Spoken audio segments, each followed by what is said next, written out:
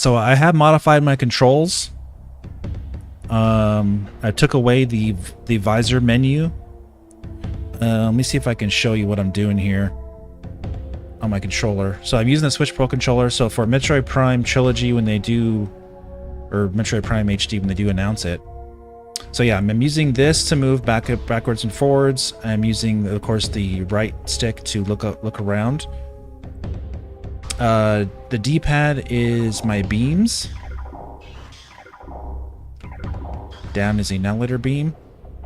The left trigger up here is holding down to aim, like holding your screen locked so you can lock on to enemies. The L button is my jump. So I have my A button assigned to Morph Ball, and the L button top left is my jump. And the R button up here is my missile.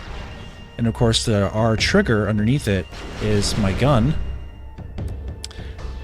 And hey, you know, it works really well. And for my visors, I have them assigned to the sticks. If you push into the stick on the right look stick, it's my scan visor. Push in on the left stick is the dark beam visor. And for my sound visor, I have it assigned to the X button out here.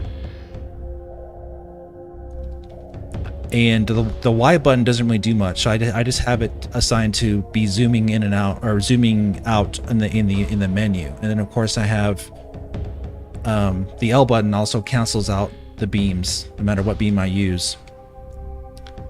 I'm doing it backwards here, so forgive me. So yeah, L button cancels that out. L button cancels that out. L button cancels that out. Okay? And then of course the plus and minus button. The plus button goes into my option menu. And to cancel that out, you just press the B button here. And then this minus button goes into my map. And I have that all assigned to holding down on the left trigger will make it so I can navigate like this. And zooming out is the L button up here, and zooming in I have assigned to the Y button. That's the only thing I could think of. And that's it. That's Metroid Prime controls without having to worry about motion controls or anything like that. And this is, keep in mind, this is not the GameCube original game. This is the Wii version, the Wii Trilogy version. So it was supposed to be made with motion controls in mind.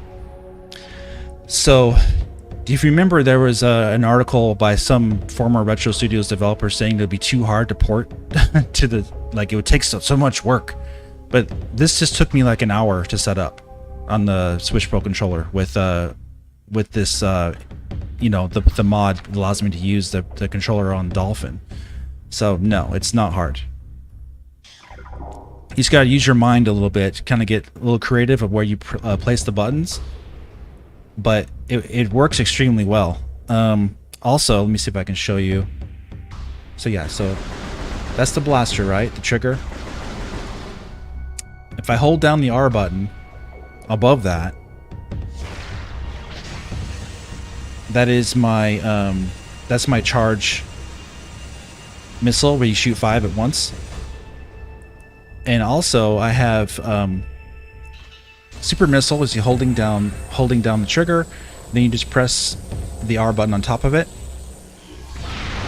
That's your super missile. And also I forgot to show you too, the boost ball is holding down the B button down here. And the power bomb is the R button up here. So just press that.